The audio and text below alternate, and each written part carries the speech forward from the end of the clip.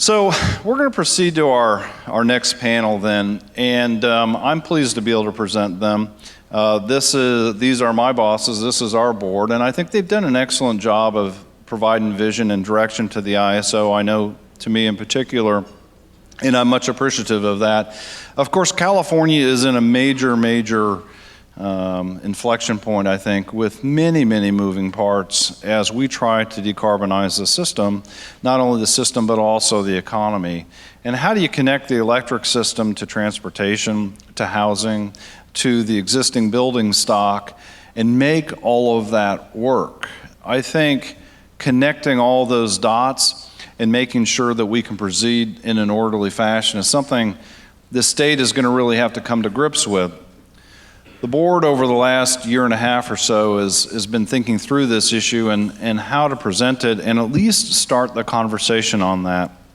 So today I'm pleased to present John Danner is going to lead this group as always. Thank you for coming back again today, John.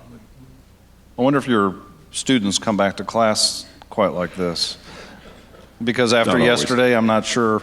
Yeah, anyway. Richard Mullen, board chair, I'm going to turn it over to you, and thank you all, and I hope you enjoy the conversation. Okay, thank you. Good morning, everybody. Actually, we're going to start with John Danner asking us some questions, but I wanted to add a note to Steve's introduction. The work that we've done with the paper that has been circulated is really just the beginning of some conversation. So, John, let me turn it over to you and you can ask the questions. Well, in the spirit, Richard, of that, since the tone here is conversation, let me invite each of you, because everybody here is fascinating and interesting and has an important perspective on the issues that the Board of Governors is going to be talking about.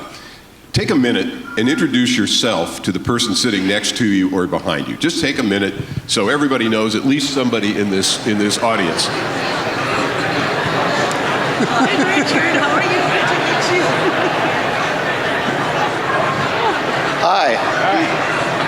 Hey, guys. You sit off a bar stool. You sit off a bar stool.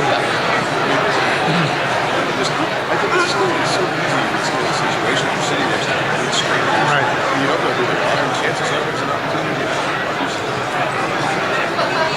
Sure, yesterday I met somebody. So you're new in town? Say again? Are you new in town? Yes. Yeah, right. So you want more? I'm going to start with him and then come to you. Okay. Thanks a lot. Okay, so now you can say you've met at least one other person who may be a valuable colleague for you going forward.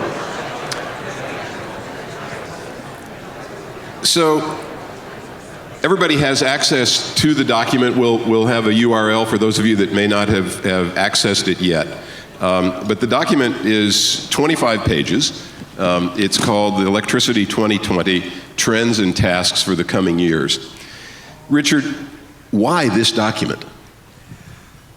Well, California has a very complicated structure of authority and experts and non-experts in the energy field.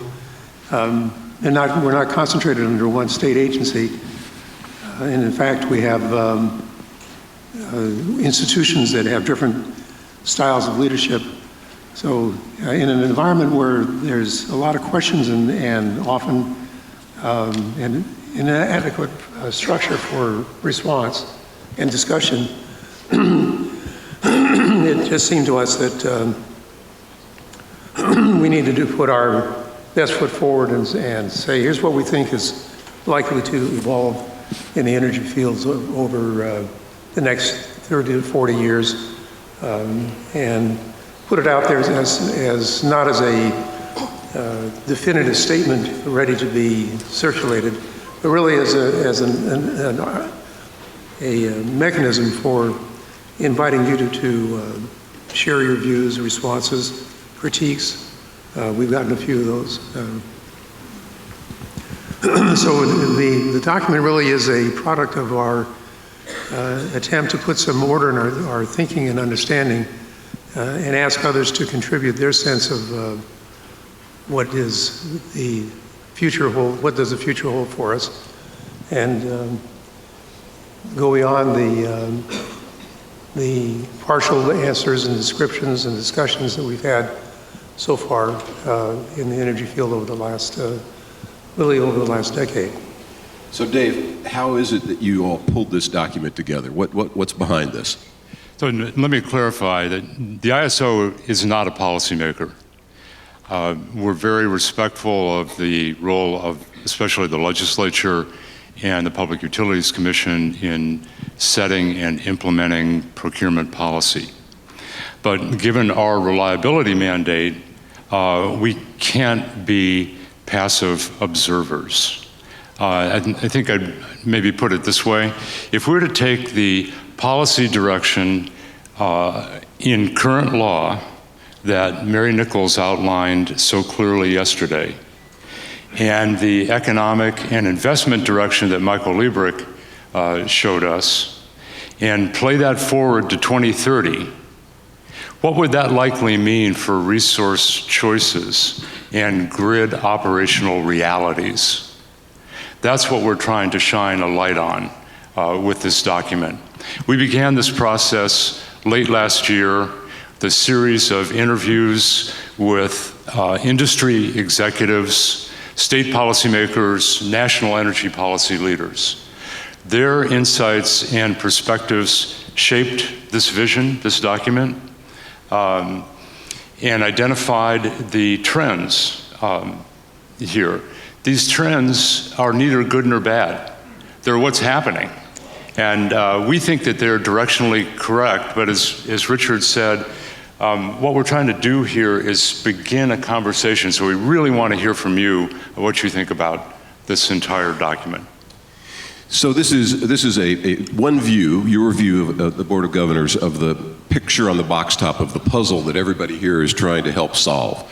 Not complete at all, not necessarily comprehensive, and as you say, you're looking for people's comments and observations and criticisms in order to react to what you've put forth. What I'd like to do during our time together, if we could, is have each of you in different ways, in different configurations, perhaps explain some of the thinking behind each of these 8 trends that you've identified in whichever way you think might be helpful for the audience. You've got all 8 behind, and we can see them up here on the confidence monitor. But let me go back, Richard, if I can, to you on this very first one. What is the fundamental message behind the trend around energy efficiency intensification? Well, the message is there's energy to be gained by indulging in, not in the sense of indulging, but working to our utmost to realize the potential for further efficiency in the use of electricity. I like to see this as a problem where the heat is on in the dining room or the living room, and the window's open. So for our society to continue with a open window and the furnace roaring at its best, if that's the approach that as a society we take towards understanding how efficient things are, it is clearly a losing position. There's great gains to be had in the energy efficiency field. The technologies for the control of the use of electricity are growing. There's proven results, and there's much more to be done. We have buildings that can be retrofitted to zero use of electricity. We have appliances that the home will have, or it already has, that allow us to, in effect, shut the window and enjoy the heat. The first thing that would happen when the window is shut is that we'd go and turn the heat down. So there's plenty of sort of common sense views about the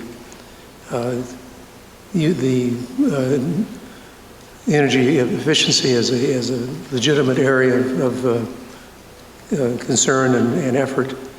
So as with each of the trends that we've noted, this being the first of the trends, that there's a definite effort to incorporate the best that can be gained from energy efficiency rules and regulations and equipment design. We think this is something that will continue. There's people who are making good money helping our society adjust to a different form of scarcity for energy. So we think that focusing on the trend for energy efficiency is a legitimate thing to do, and important to begin the list of items that we felt, based on the interviews that Dave referred to and other work, would provide, all of this will provide us with a field of operation that will render great benefit for not only the people of California, but for the nation as a whole. You know, I was thinking, as I was listening to Mary Nichols yesterday, recount the trajectory and arc of her career and the major changes that she's seen in her area. I was thinking it's particularly appropriate to start with you on this particular trend, given the fact that you've seen this issue and helped shepherd some of what has made this state such a leader in energy efficiency, both from your work at the California Energy Commission and now here at CalISO.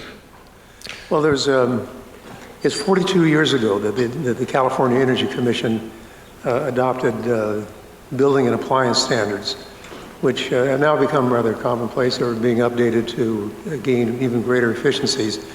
But not just the political well, it is the political climate, I guess, that surrounded the adoption of the rules for appliances, and refrigerators particularly, as I remember the first one. And then the building standards that were the first attempt to take advantage of good design and available technology to reduce the consumption of energy in homes. This was, in a way, revolutionary. In fact, some people accused us of being revolutionaries. You have that look about you. Yes, right. You know, I was thinking, I hadn't thought about this before, but if there were a person that deserved an Energy Star, it would be you. Mark, what else led you led the five of you on the board? And by the way, the fifth governor could not be with us today. But what else led the rest of you to identify this particular trend as one of the most important to think about? Well, there's a reason why energy efficiency is number one on the list. Not only is it top of the loading order, but it's also really hard to do and really important to do. So even in a time when potentially we have periods of negative prices or zero marginal cost renewables, not wasting is incredibly important. And I think one of the things that we're seeing is with the advent of new technology and automation, there's a kind of a blurred line between what is demand response and what is energy efficiency. But I think there's tremendous scope with modern metering and control devices to really target energy efficiency towards the part of the duck curve or the part of the times of the day where we do need to shave load. So it's not just lowering the overall curve, but actually targeting it specifically to what the grid needs. I think the other thing, looking at the document, and this may be an example of the process we'd like to see, is I had a conversation with a former colleague of mine at the PUC, and he pointed out, you know, that we talked about what other people can do. We didn't really talk about what the grid operator should be thinking about in efficiency, and I think that's absolutely right on, that system efficiency and you know, particularly looking at ways to reduce line losses, I think is an important component that we should be looking at. So an example of feedback that we're looking at, because we really don't have all the answers here. So we talked yesterday in a number of different settings about the potential future for gas, and that is a direct segue into this second trend, the gas-fired generation's decline as the grid modernizes. What's the thinking behind that, Mark? Well, to me, it begins with mathematics, right? If we're at, use round numbers, if we're at 50% gas generation and 25% renewables, and we're going to go up to 50% renewable, then that means that gas is going to become a minority of the generation. And as it stands right now, with projections of load, that really means that we need to, I guess it begins with scrutinizing carefully any new additions to the existing fleet of gas generation. So I think, as important as gas has been traditionally, we are in a period of sunset. And so we need to begin to think about a process. I think it begins with integrated resource planning, whereby we identify those plants that have the attributes that we need, have the ability to ramp and have the flexibility, and ensure that there is adequate compensation for those plants so they continue to run. And at the same time, we need to look at the fleet and determine which are no longer part of what's going to be needed going forward, and have a process for orderly retirement of those plants. Now, this is not a process that is yet defined. I think it's one that is going to be going to require a number of different agencies to do this process, and but I think it's, we're kidding ourselves if we don't recognize the fact that we're going to be needing different kind of gas fleet, and that we need to be taking steps to lay that out.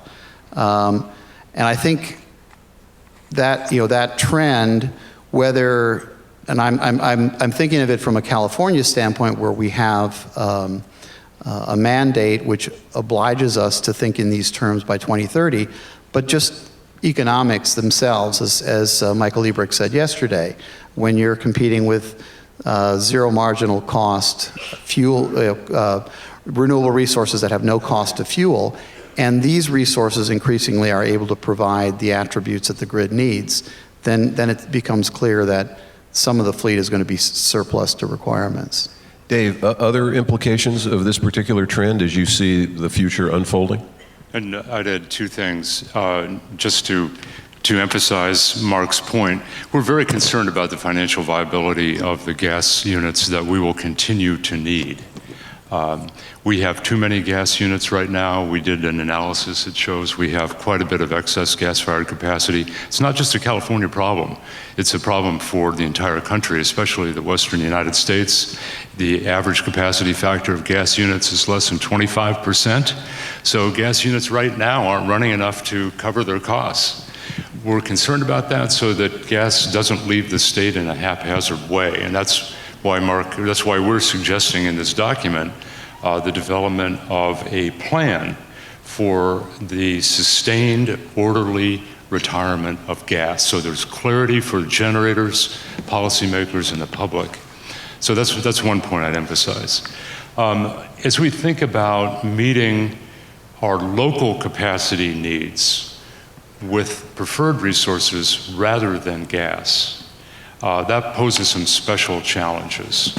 It's going to require us to think differently about concepts like net qualifying capacity if we're going to be able to take advantage of the combined capabilities of local solar, batteries, demand resources, and standalone voltage control. Both the planning and the staging of resources for operational dispatch will have to be different than current practice. There are engineering challenges along the way. So short circuit current and weak grid issues may be limiting factors. I think it's very important for all of us to take these challenges seriously, because nothing will stop movement toward a modernized grid faster than a blackout. So, Angelina, let's pick up this theme that Dave mentioned, the challenges. One of the biggest challenges is obviously the introduction of the variable fuels that are now going to be depended on in the grid. How do you see that particular trend unfolding? It's a challenge, but it's also a very unique opportunity. And you can see why it's been fun working on this document with my colleagues. We have very good debates and we have discussions, and we tend to agree that moving towards a much more decarbonized grid is where everything is moving. It's the electrification of the system. And as we bring more and more renewables onto the grid, everybody needs to be a good grid citizen. Variable resources, wind and solar, have been the resources that we've seen coming on the grid in the last few years, in larger percentages. And although that is good, it also presents some operational challenges. All of these resources, in terms of being good grid citizens, need to also provide grid support. They need to be able to provide spinning reserve, frequency, voltage support, and ensure that we can operate a dispatchable grid with variable resources on it. And as we saw yesterday in the charts, we have steep ramps and we have peaks. We have variable resources shaping the grid. But even though they're variable, they're highly predictable. We know the wind is going to blow, and we know the sun is going to shine. And as we get more and more percentages of renewables on the grid, it also becomes much more important to have a variety.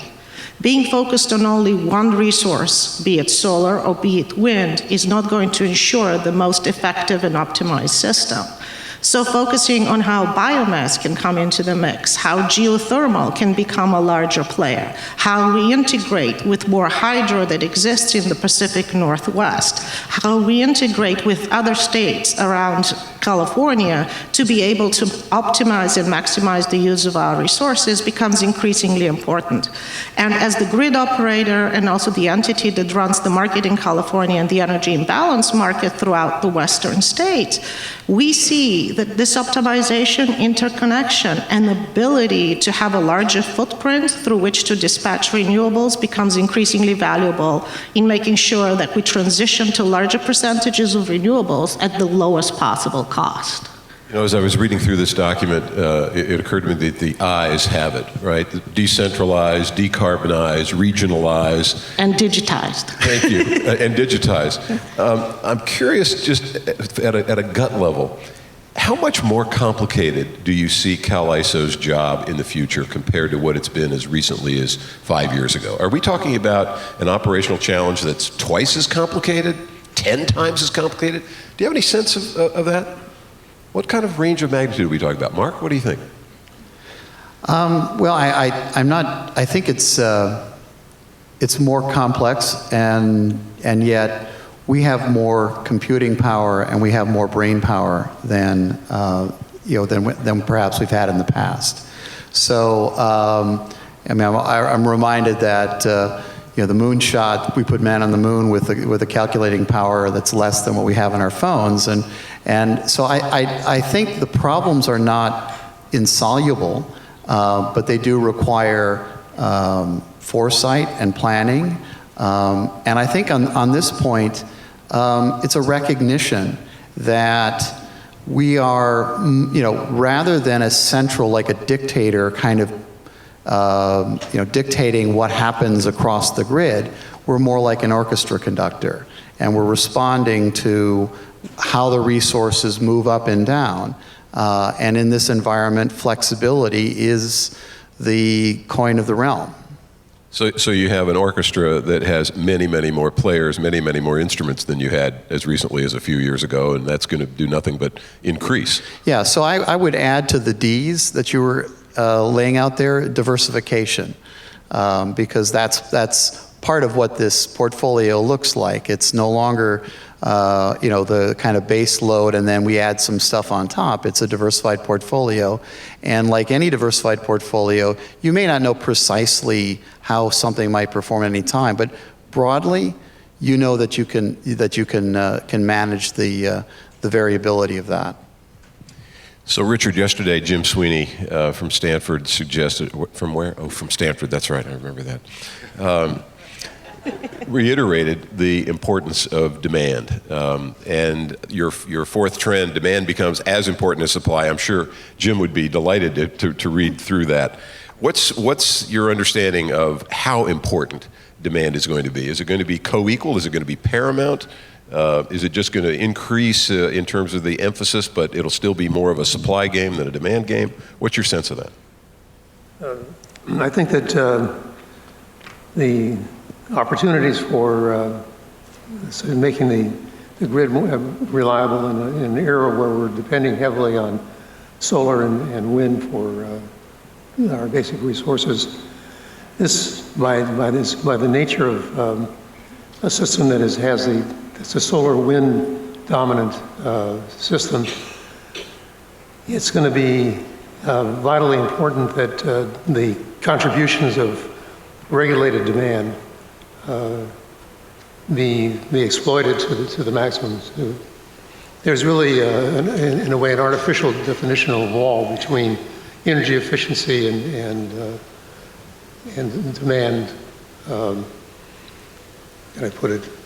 The use of demand generated possibilities of products. So to get back to is it twice as hard or 5 times as hard? It's probably well beyond twice as hard, but it doesn't become a series of problems that are unaddressable with the resources that we have. And one of those resources is a more broad-based, intelligent look at our demand and to rely on products that come from consciously having demand looked to as a resource as well as a response to, just as the consumption side of demand. Angelina, you've done a lot of work in this area. I'm curious, are you optimistic about the change in attitude and behavior that's going to be required to actually capitalize on the potential on the demand side of the equation, given customer choice, customer preferences, how difficult it is for people to change their behavior? How optimistic are you, and if you are, why? Well, I'm an eternal optimist, although my grandmother did tell me one time that, the definition of an optimist, of a pessimist, is a well-informed optimist. So I tend to be optimistic, but I have seen, we're not talking, when we talk about demand side and we're talking about efficiency and changing in people's and consumers' behavior, we're not talking about giving things up or sacrifice. We're not talking about sitting in the dark, drinking warm beer, or not having lights when you want the lights, or being told when to do your washing or not to do your washing. We're not talking about compromising in what car you drive. We're talking about having an electric vehicle that can now meet the range requirements on a charge of 300, 350 miles and actually be more comfortable than a gasoline vehicle. So seeing consumer change, and a lot of the customers, we don't even call them ratepayers, we call them customers. Customers are driving that demand. They want that change. They want the more comfortable home with the energy efficiency in it. I was at a conference at the CEC 2 days ago, and again, they iterated that the objective by 2020 is all new construction to be zero net energy in the residential sectors. By 2030, it's going to be the commercial and industrial sectors too. This will advance new technologies. Steve Berberick mentioned that his dream was going to be walking into Home Depot, buying a roll of solar that you can just roll out anywhere you want and generate your own electricity, spray the generation on your home. We're going to see these breakthroughs happen, and it's going to be driven by our customers' choice. The customer becomes a consumer and a prosumer at the same time. Customers are going to be generating electricity. We see DG exponentially developing in this state. More than 8,000 solar roofs are installed every single month in this state. We also see electric vehicles taking a larger market share. We have a mandate for clean vehicles on the road. If we manage the grid well and we integrate demand response and we coordinate between the ISO and the distribution system operators, the introduction of 1 million or 2 million electric vehicles shouldn't make a great difference for us, because that would enable us to control the grid even better with the variable resources, because that's storage and demand that we can control, and we can have it come at a certain time. We already have 10,000 megawatts that we can rely on during flex alerts, and we hope that they show up where we need them to show up, where we have constraints. But having a distributed system of electric vehicles and storage and microgrids throughout the state makes us better, enables us as the grid operator to be more flexible, and builds a more resilient and stable system that's based on clean resources. It's a win-win. So I think that shift will happen naturally without having any cataclysmic impact or shock to the consumer. As a matter of fact, it will be embraced.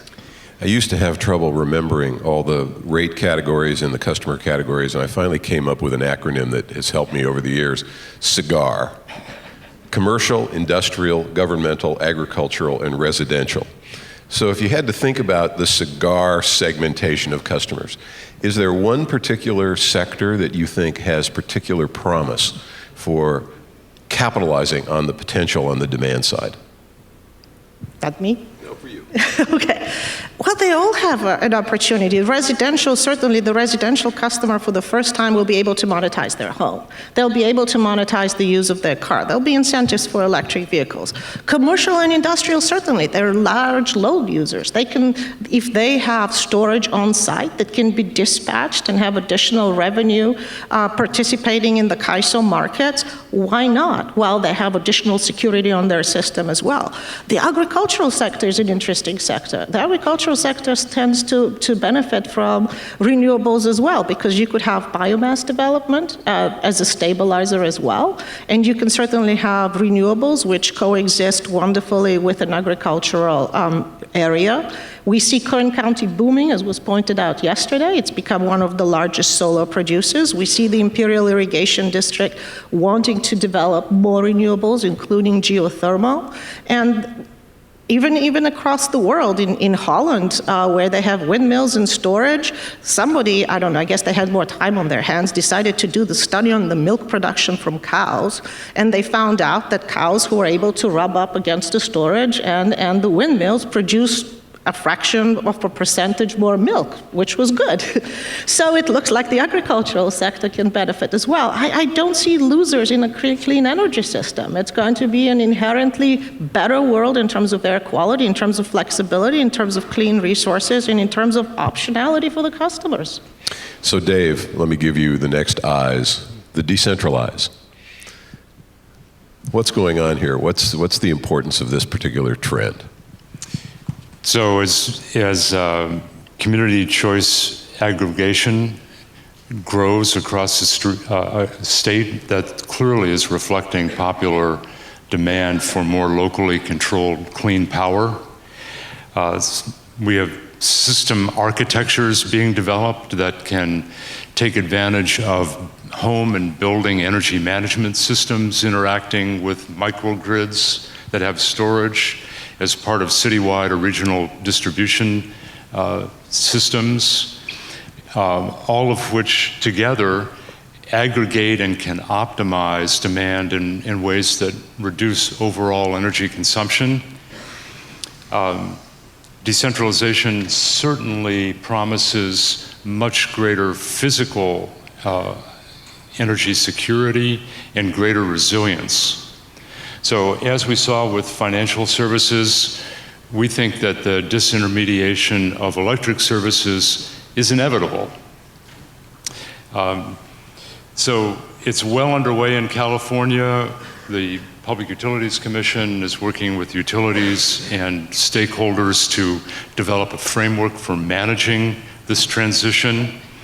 There are important questions, coordination, communication, and structural issues to be resolved. To cite just one example, as utilities lose customers to CCAs, who will be the counterparties for large renewable energy projects? Will we have to have state-backed procurement? This is really important because even as more and more power is generated locally, large-scale renewable projects and the statewide and regional grids will continue to be essential. So local power, big grid, both are necessary for least cost, least impact electric service. Richard, you've seen both the centralized system and now, as Dave indicates, the increasing trend towards decentralization. What else would you add on this particular trend around decentralization? Well, first I'd like to answer your previous question about how difficult it would be to get the gains that are available in our society generally. I think we're still at a stage where things don't work just automatically. They have to be imposed, led, endorsed, amended by a conscious, rational force. I mean, I think that it's still going to be, we're still at a stage where major decisions need to be made about how to reap the benefits of demand response and how to develop more products from the conscious control of demand as a resource rather than just simply a response consumption side. So I think that's going to be a hallmark of the next decade. There'll be more and more need for intelligent, educated, thoughtful leadership. And I would think that the industrial sector provides us with the most opportunity. Otherwise, we're saying that the energy efficiency instruments that are available in our society, that we've just let them do their job and everything will sort of fall into place. I think it takes a lot more intelligent guidance and leadership. Now, what was the question you asked me? and orchestration, to pick up Mark's idea. So on the decentralization that Dave introduced, how do you see that unfolding potentially, and what do you see as the major implication of it for the audience? Well, I think that the major impetus for CCAs comes from the reality that the cost of maintaining the grid and operating it successfully is increasing, and that the decentralized behind-the-meter work the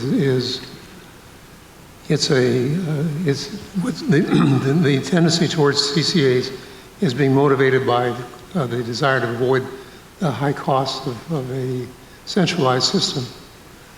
And, well, I think that's the prime motivation. We're not seeing a sudden epiphany in the thinking of the average consumer that suddenly it's going to be very, very critical to him to have some sort of device that will shut off the lights when nobody's around. How do the rest of you see this from the point of view of CalISO's future role? Because to the extent that decentralization is happening, that's happening farther and farther away from the traditional keyboard that CalISO has been playing with the focus on transmission. How do the rest of you see this in terms of the potential implications for CalISO? Anyone? I think it becomes a much more interesting reality for the CAISO. I think we start playing in territories. That's an optimist talking, yes, the interesting reality.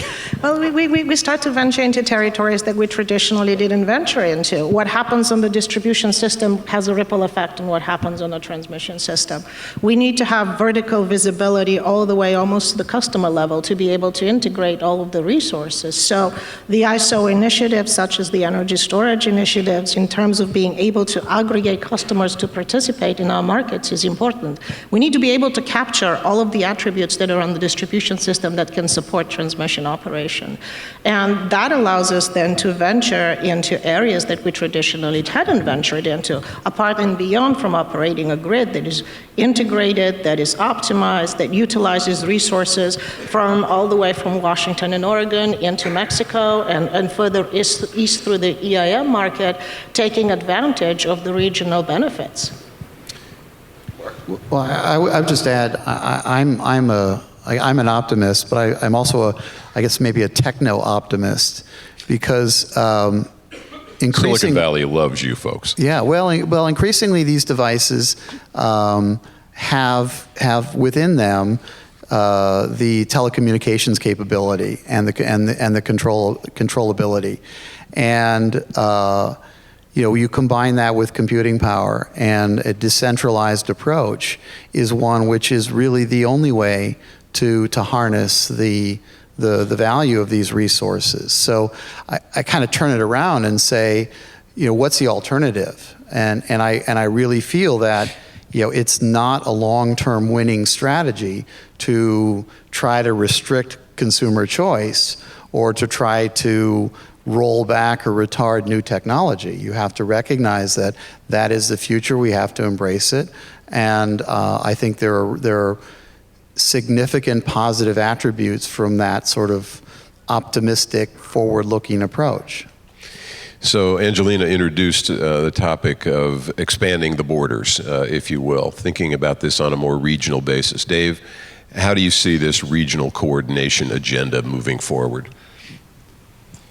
So as our energy imbalance market continues to expand across the West, it is demonstrating the reliability advantages, the efficiency and cost-saving benefits of coordinating dispatch across state lines and across balancing areas. Specifically, it's demonstrating the advantages of optimized or security-constrained dispatch over bilateral transactions.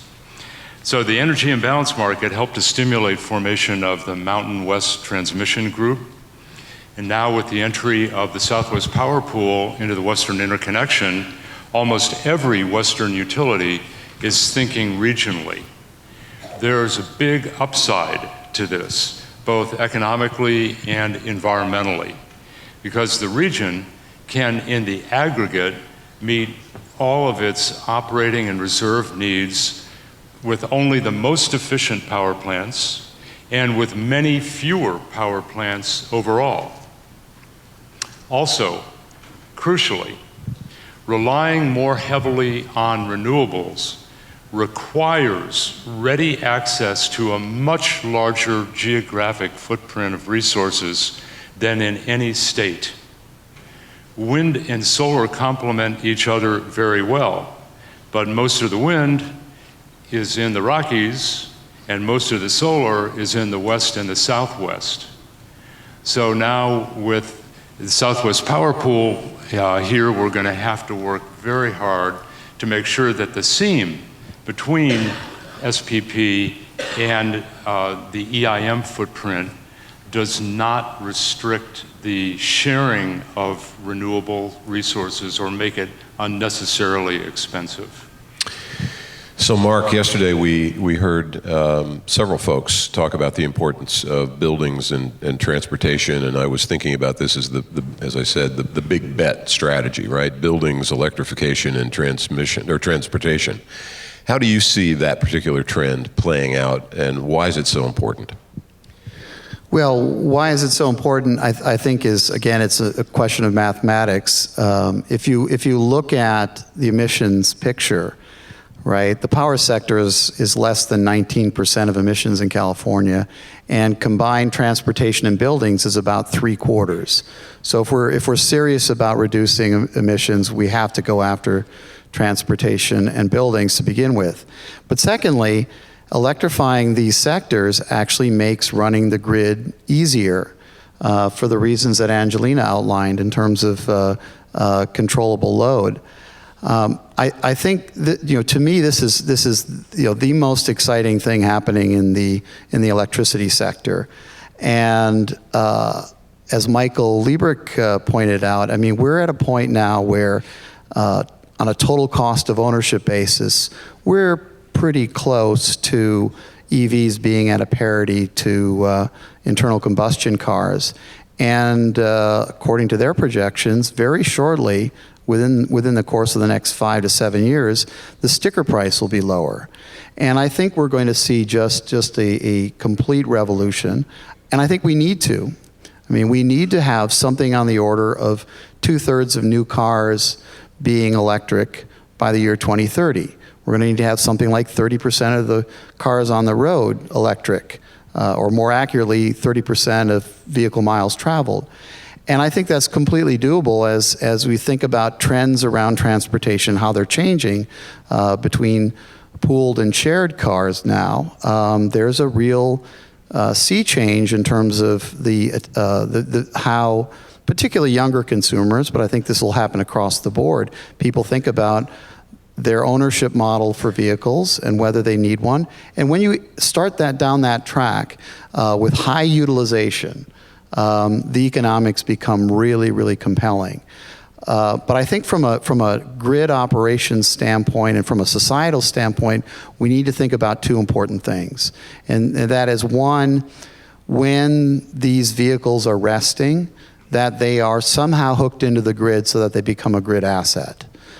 So whether that is overnight when they're at home, or whether at the workplace, or just the way that we manage fast charging, that it is a grid asset and not a grid liability. And then I think the second thing we need to think about, and this really gets kind of away from what the ISO's traditional role is by a long way, and that is, we're going to be talking about a tremendous turnover in the vehicle stock. And so we need to think about ways to help finance and support the credit associated with that stock of vehicles. So is this a situation vis-a-vis transportation where, in order to capture the full benefit of electrification, it's a kind of jump in fleet first? Jump in fleet, that's great. Slight murmur in the audience. I ignore it. Well, I think that's a natural evolution, and I think that I think people tend to personalize their experience with vehicles, and if we're thinking we're going to replace car by car, individually owned internal combustion engines with EVs, that process is going to take a long time potentially. But I do think that with shared vehicles like Lyft and Uber and the other transportation network companies, there's a real opportunity for, Now, one of my frustrations with these companies, quite frankly, is they think in terms of autonomy. And I think autonomy is going to be a big game changer, but I also don't think autonomy is around the corner. And I don't think we can afford to wait the 5, 7, 10, 15 years it's going to take for it to become widely adopted. And there are undoubtedly things that we can be doing today to encourage the electrification of those fleets and other fleets. I'm mindful of our time. I wanted to get on to this the last trend. Angelina, can you walk us through this thinking behind the transition to the clean energy economy? Creates new industries and jobs. So this is actually an opening to future economic prosperity, future economic growth? Yes, future economic prosperity and continuing the economic prosperity that California enjoys right now as the 5th largest economy in the world, and making sure that we can continue to have hard energy and environmental goals so that we meet them and exceed them while continuing to prosper and develop and ensure that our young people have a future in an industry and in clean jobs. Right now, the solar industry employs more people than all of the 3 investor-owned utilities combined. Over 70,000 people work in the solar industry. More than 500,000 people right now in California in clean tech. One of the largest employers in California is Tesla, an electric car vehicle manufacturer. We're going to see battery manufacturers. As we have more electric vehicles, we're going to see more diversified storage solutions as well, and more diversified technological solutions. And I'm, like Mark, very optimistic in terms of technology because the ingenuity is here. Silicon Valley is here. It's in California. It's our technologies that are driving this progress. Energy efficiency, huge benefits to be gained there. And I think we also need to be mindful that as we develop energy efficiency, efficiencies, as the CCAs develop and build microgrids and optimize the communities we all live in with better air quality and better technology, that we also focus on hiring local, and that we also focus on hiring minorities and improving the lives of everybody in terms of environmental justice, because that is important. Some of our affected communities are the minority communities. They do need to have access to these benefits and have to be able to benefit from it, and we all can. It shouldn't be disproportionate. We shouldn't be looking at renewables, energy efficiency, and new technology as a rich person's game. It's everybody's to gain from, and actually the poorest and most developing communities as well, because I work in countries like Africa and South America, and what we're seeing is that the technological solutions we have here, that solutions we've come up with, are integrated very easily there. They can leapfrog technologies. They can build a microgrid. Women can be the ones installing the solar, maintaining the infrastructure and doing the billing. So what we do here and the benefits that we enjoy here are exponentially grown in developing countries, so that climate, which is a global issue, is addressed by technology starting here in the US with our ingenuity, and then spreads to those people that currently have no access to electricity, making sure that they leapfrog to the cleaner technologies or the wireless electricity, like wireless communication, and we empower women and girls along the way, which is hugely important. Dave, do you share that optimism in terms of the economic potential here? The economic potential, certainly. I think this affects every industry, just about. But I would emphasize one of Angelina's main points here. I think that we'll be able to meet our greenhouse gas goals, decarbonize, modernize, build a clean energy economy only if we create ways for everyone in every part of the state, every part of the region, to contribute to be part of the solution and to benefit from this transition. And that's not just a job for the governor, the legislature, the Public Utilities Commission. That's a job for all of us. So, Richard introduced the why behind this document. And Richard, you mentioned that this is an invitation to a conversation, not just with the people in this room, but broader players across the industry. How exactly, Dave, should people do that? How should they engage with you? Obviously, they can buttonhole all of you while you're here, but how else? So we're going to take comments for 30 days, and there is a web address, Mr. Dowdy? Key topics? So if you'll go to the ISO website under Key Topics on our homepage, there'll be a place to submit comments. We really want to hear from you. So in the next 30 days, please tell us what you think, to the extent you agree, disagree, suggest other directions. Okay, here we go. It's the address. And we will then incorporate these comments. We'll take them all into consideration and incorporate them into a new draft of this document. Thank you all. Richard, Angelina, Mark, Dave. Please, audience, thank our panel.